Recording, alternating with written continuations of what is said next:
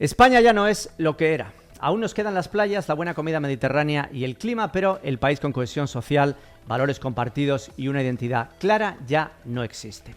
Hoy España se ha convertido en otra cosa. Para algunos una granja humana, para otros directamente el laboratorio social de Europa. Controlan tu dinero y tu mente, y solamente con un objetivo muy claro: que aceptes que el Estado es siempre quien manda. Te repiten que tienes suerte, que vives en un estado de bienestar con hospitales, carreteras, universidades y la promesa de una pensión dentro de 40 años. Pero la realidad es muy diferente. No trabajas para prosperar y obtener la libertad, sino para pagar impuestos y sostener una estructura que necesita que estés cansado, endeudado y dependiente para poder seguir funcionando. Porque un ciudadano libre que piensa y cuestiona es muy peligroso. Así que, si todavía no lo ves, si todavía crees que todo esto es perfectamente normal, en este vídeo voy a explicarte 8 motivos por los que a día de hoy me iría de España sin dudar si es que tuviera que construir un futuro de verdad.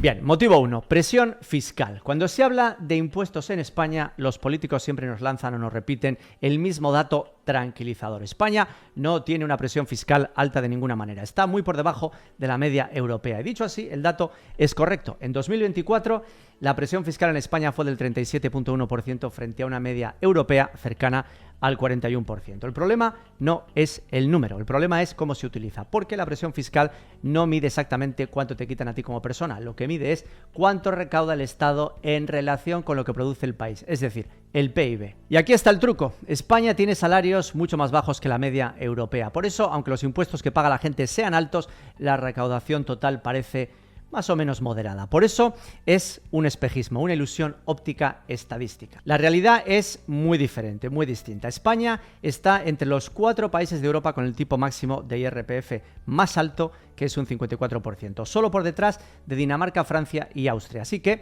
no somos un país de impuestos bajos, somos un país de salarios bajos con impuestos altos. Por eso, el indicador que realmente importa no es la presión fiscal, sino el esfuerzo fiscal, que mide exactamente cuánto de tu renta real se va en impuestos. Y aquí el dato es demoledor. El esfuerzo fiscal en España es un 52% superior a la media de la Unión Europea. Dicho de otra forma, para que un europeo medio sintiera exactamente el mismo esfuerzo fiscal que soporta un español de turno, habría que subirle los impuestos un 52%. Trabajas más, ganas menos y proporcionalmente te quitan más. Por eso, me gusta usar un dato muy sencillo para poder explicarlo bien: lo que llaman el Día de la Liberación Fiscal. Es muy visual y se siente precisamente a la primera. En 2025 ese día cayó el 18 de agosto. ¿Y qué significa esto? Bueno, pues que desde el 1 de enero hasta el 18 de agosto trabaja exclusivamente para pagar impuestos. Son 230 días al año dedicados perfectamente al Estado. A partir del 19 de agosto es cuando por fin empiezas a trabajar para ti.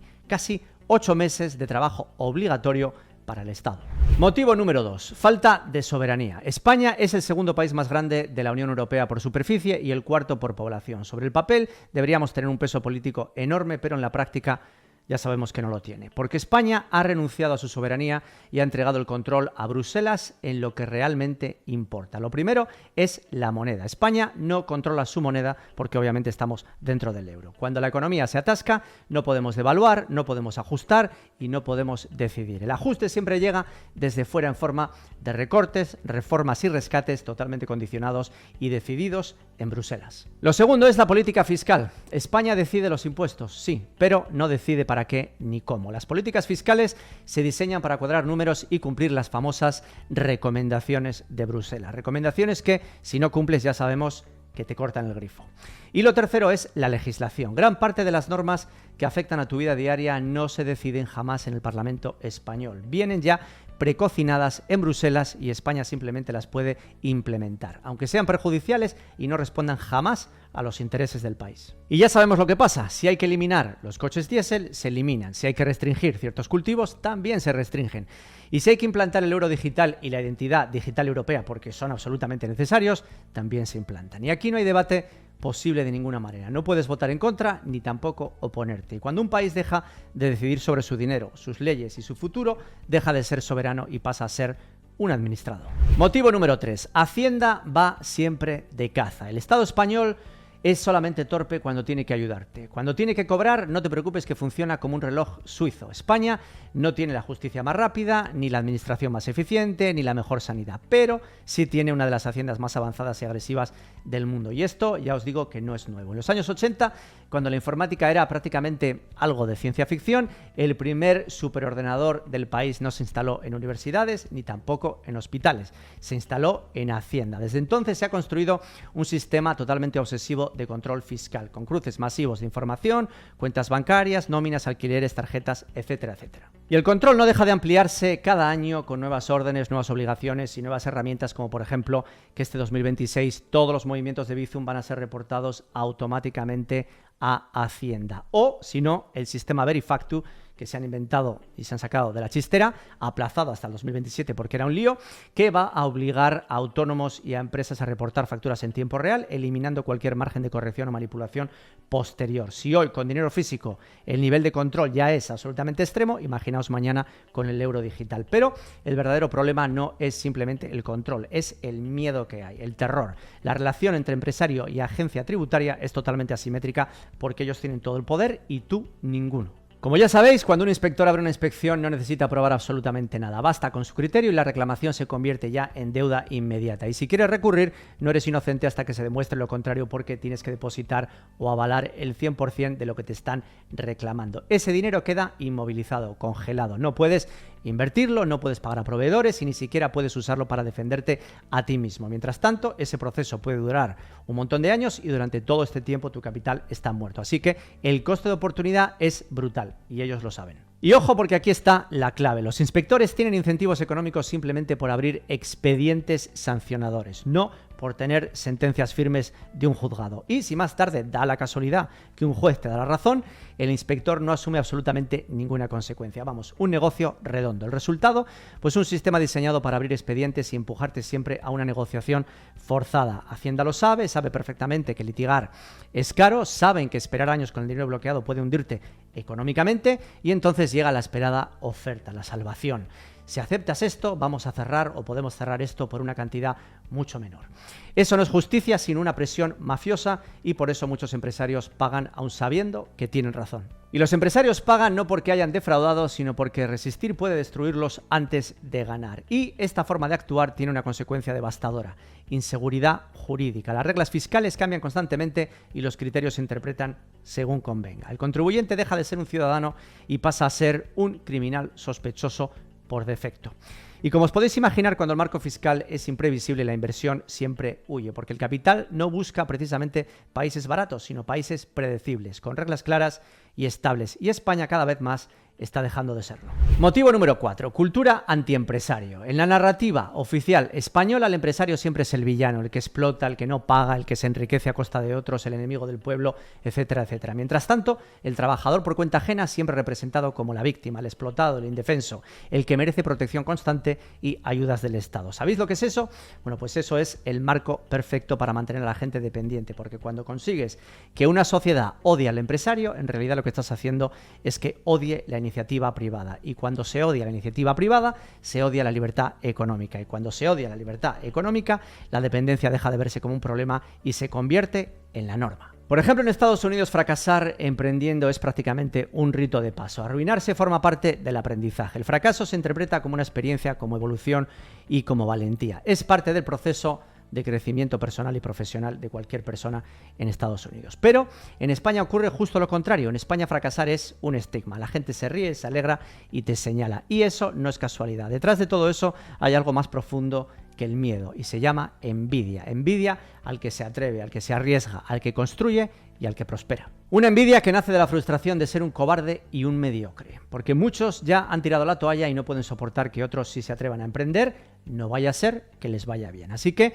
es mucho más fácil atacar al que lo intenta y convertirlo siempre en culpable, en un objetivo, en un target. Ese es el mecanismo de control perfecto. Mientras haces que la gente odie al empresario, que es obviamente quien muestra el camino hacia la libertad, el Estado se queda con la mitad de lo que produces. El Estado es quien realmente explota y se enriquece, pero casi nadie lo entiende porque la narrativa oficial social es clara y constante permanentemente en los medios de comunicación. El Estado es bueno y el empresario es malo. Motivo 5. España como estado de dependencia. España ha construido una máquina de dependencia masiva, gigantesca. Ingreso mínimo vital, subsidios, ayudas sociales, vivienda pública, ayudas para hijos, ayudas de alimentación, etcétera, etcétera. Y si a eso le sumas más de 3 millones de empleados públicos, el resultado es claro. Aproximadamente 1 de cada 5 españoles depende directamente del Estado para llegar a fin de mes. Como veis, esto no es bienestar, sino dependencia estructural. Dependencia total y absoluta del Estado. La conciencia humana ya sabemos que solamente evoluciona a través del esfuerzo, la responsabilidad y el riesgo. Y cuando eliminas esos elementos no estás produciendo ciudadanos libres, estás produciendo adultos infantilizados que jamás van a evolucionar. Y España hoy es un ejemplo casi perfecto de esto. En 2026, por primera vez en la historia, hay más funcionarios que autónomos. La mayoría de los jóvenes ya no sueña con crear algo propio ni con emprender. Sueña con aprobar una oposición y esto se vende como una victoria social impresionante, cuando en realidad es una derrota cultural profunda. El pacto es sencillo y muy tentador. El Estado te ofrece estabilidad, sueldo fijo y riesgo cero, entre comillas. A cambio, tú renuncias a tu libertad, a tu ambición y a tu crecimiento de conciencia personal. Porque el Estado lo sabe perfectamente. Cuando alguien construye un futuro por sí mismo, se vuelve fuerte, seguro e independiente. Y un ciudadano independiente no es fácil de controlar. Por eso el sistema no tiene ningún interés en que aprendas educación financiera, en que construyas activos que te den dinero, en que pienses a largo plazo o en que desarrolles una autonomía real. Lo único que quieren es que gestiones malamente tu único activo, la nómina. Y así permaneces permanentemente en la eterna rueda del hámster. Cobras, pagas impuestos y consumes. Repites el ciclo durante 40 años hasta que el Estado decide entregarte una mísera pensión con la que apenas podrás vivir. Motivo número 6. Guerra cultural. La sociedad española está artificialmente dividida en bandos totalmente irreconciliables. Mientras la gente se pelea entre sí, los políticos siguen parasitando y chupando. Y no es ninguna casualidad porque la estrategia es la más antigua del poder. Divide y vencerás. Izquierda contra derecha, progresista contra conservador, hombre contra mujer, español contra inmigrante, pobre contra empresario, ocupa contra propietario, etcétera, etcétera. La lista es interminable y se amplía cada día. Siempre hay un nuevo conflicto y un nuevo enemigo al que se puede señalar. Cada día se fabrica una división distinta y todo se reduce a blanco y negro, sin grises ni matices. Y como sabéis, los gobiernos utilizan los medios de comunicación para amplificar este conflicto. Los medios ya no informan, lo que hacen es organizar debates diseñados para polarizar, enfrentar bandos y alimentar el odio. Las redes sociales hacen el resto, con algoritmos que solamente te muestran aquello que ya confirma lo que crees, encerrándote en una burbuja y empujándote siempre hacia la radicalización. Este modelo funciona perfectamente porque se aplica sobre personas vacías espiritualmente, sin lazos familiares sólidos, sin raíces y sin comunidad, atrapadas en esa eterna rueda del hámster que siempre comentamos de trabajar, consumir y obedecer. En ese vacío existencial, el ser humano necesita pertenecer a algo y el sistema, que lo hace muy bien, se lo ofrece en forma de militancia, feminista, ambientalista, animalista, pro lo que sea, anti lo que sea, no importa la causa, importa el bando. Así se crean militantes que no piensan de forma autónoma, sino que repiten consignas para sentirse parte de algo. Y ojo, porque estas gentes se creen rebeldes, pero en realidad son siervos de las opciones que el propio sistema les está poniendo en bandeja de plata. Dejan de defender ideas y pasan a defender trincheras mentales porque aceptar la realidad implicaría mirarse al espejo y reconocer su propia mediocridad. Si realmente hicieran esto, sería admitir que fracasaron no por injusticia, sino por cobardía y pereza a la hora de construir su propio camino. Por eso necesitan creer que el mundo les debe algo, que alguien les robó lo que nunca se atrevieron a crear y que la culpa siempre es de otro. Necesitan un enemigo externo para no enfrentarse al enemigo real, su propio yo estancado, resentido e infantilizado. Y mientras la sociedad se divide y se pelea y se parte en la cara entre sí, el Estado siempre gana. Motivo número 7, caos demográfico. El panorama en España no es prometedor ni mucho menos. España es un país envejecido donde la población más preparada se marcha y a cambio entra inmigración mayoritariamente no cualificada, cuyo coste acaba superando su aportación. Es decir, el escenario perfecto para el colapso demográfico nativo. España está entre los países con menor natalidad del planeta y aún así la población total sigue creciendo. ¿Y cómo es eso? Bueno, pues muy sencillo, a través de una inmigración masiva. Desde la prensa y el discurso oficial se repite constantemente la misma idea. Los inmigrantes vienen a sostener las pensiones, pero en realidad no parece funcionar así. En 2024 se publicó un estudio académico de Liza con sede en Países Bajos que analiza el impacto fiscal de la inmigración según el origen y el perfil. La conclusión es clara. Los grupos que España recibe en mayor proporción generan costes fiscales netos aproximados de entre 55.000 euros y 125.000 euros por persona. ¿Y por qué ocurre esto? Bueno, pues porque una parte vive de ayudas públicas y la otra, aún trabajando, lo hace mayoritariamente en sectores de baja productividad, con salarios bajos y cotizaciones mínimas. Incluso trabajando toda la vida, su aportación al sistema es reducida. Solo perfiles muy concretos, procedentes de Norteamérica, Japón, Asia cualificada y Europa occidental, resultan fiscalmente rentables. Pues bien, las consecuencias son evidentes. Por un lado, se rompe la cohesión del país, si es que todavía quedaba algo, y por otro, se acelera la cuenta atrás de la bomba del sistema de pensiones. En 2026, el 21% de la población tiene más de 64 años, frente a solo un 12,7% de menores de 14 años. Hay más abuelos que nietos, el sistema es deficitario y ni siquiera se cubre con lo que ingresa la Seguridad Social. El gasto en pensiones ronda el 12% del PIB y el propio Estado está reconociendo un agujero superior a 126.000 millones de euros. Pero tú tranquilo, tú cotiza porque papá Estado te va a cuidar. El problema es que el sistema público de pensiones no funciona como un fondo de inversión donde tu dinero se invierte y crece. Funciona como un esquema piramidal. Para que me entendáis, los trabajadores de hoy pagan a los jubilados de hoy. Cuando tú te jubiles, habrá menos trabajadores para pagarte, porque la natalidad es muy baja y porque la inmigración no cualificada no genera suficiente valor para sostener al sistema. Déjame ponerte un ejemplo sencillo, de esos que prácticamente nadie se plantea. Si tienes un salario de 2.000 euros netos, el coste real para la empresa ronda los 3.400 euros al mes. Entre tú y tu empresa, unos 1.400 euros mensuales que van prácticamente todo a la seguridad social. Bien, ahora vamos a hacer unos números a grandes rasgos. Ahora imagina que en lugar de entregarlos al Estado a cambio de una pensión futura e incierta, los invertimos cada mes en un ETF que replica el S&P 500 en Estados Unidos. Usamos un escenario conservador, un 10% de rentabilidad anual, cuando realmente la última década ha estado más cerca del 15%. Tras 35 años de trabajo, el resultado ronda los 5 millones de euros. Incluso ajustando a una inflación del 5%, estaríamos cerca del millón de euros reales, que es más que suficiente para vivir de rentas pasivas al jubilarnos. Así que, ahora decidme, ¿preferís una pensión pública que apenas te permite sobrevivir y desaparece cuando mueres, o un patrimonio real del que se puede vivir pasivamente y que además puedes dejar a tus hijos cuando ya no estés? Motivo número 8. Ataque espiritual. Familia y religión. En España estamos presenciando un ataque deliberado contra los dos pilares fundamentales de cualquier sociedad libre, la familia y la religión. Vamos a decir espiritualidad. Y no es casualidad, cualquier sistema que aspire al control total del individuo necesita debilitar precisamente estos dos elementos. ¿Y cuál es la razón? Bueno, pues porque son los únicos espacios que generan valores, lealtades y propósito fuera del Estado. La familia es el primer escudo del individuo, es donde se forma el carácter, la responsabilidad y la identidad. Cuando ese núcleo se rompe, el resultado es absolutamente inmediato. Una persona sola, frágil y sin raíces, y un individuo sin familia es muchísimo más fácil de quebrar y de manipular. Por supuesto, el Estado no puede prohibir la familia de forma directa, pero sí puede desprestigiarla. Se la presenta como una cárcel emocional, como un modelo obsoleto y patriarcal, como una estructura opresiva para la mujer que supuestamente limita su independencia y su empoderamiento. Esa palabra maravillosa que se han inventado. Tener hijos deja de ser un proyecto vital para convertirse realmente en una pesadez, en un coste, en una carga y en un obstáculo para la realización personal y profesional. Al mismo tiempo, se fragmenta el modelo familiar y esa fragmentación se vende como progreso. Se normaliza el modelo monoparental y en las escuelas el Día del Padre y de la Madre se sustituye por el Día de la Persona Especial. Modelos familiares fragmentados que inevitablemente acaban produciendo o como resultado nos entregan individuos rotos. La religión y la espiritualidad resulta todavía mucho más incómoda para el sistema, porque cuando crees en algo superior al Estado no te arrodillas ante el poder político. La fe introduce un límite, introduce conciencia y genera desobediencia moral cuando la ley es injusta, que suele ser muy a menudo. Por eso se expulsa del espacio público, se elimina de las escuelas y se deja al ámbito privado.